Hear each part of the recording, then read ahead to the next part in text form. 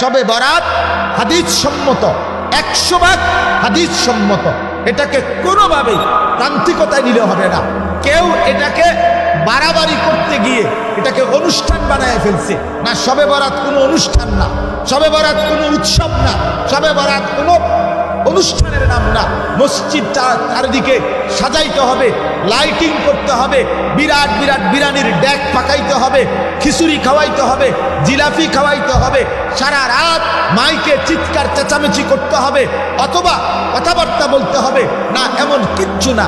ইনফেরাদি, একান্ত ব্যক্তিগতভাবে আমি আমার মতো, আপনি আপনার মতো সারা রাত যার যতক্ষণ সামর্থ্যে কুলা জেগে নামাজ পড়েন, জিকির করেন, সেজদা দেন, তেলাওয়াত করেন, কোরআন পড়েন, দোয়া করেন, কান্নাকাটি করেন, আপনার মতো করে আপনার মনিবের সাথে সম্পর্ক করে রাতটা আপনি ইবাদতে কাটান, অবশ্যই আপনি অপরিসীম নেকি অর্জন করবেন, লাভবান হবেন, লাভবান হবেন।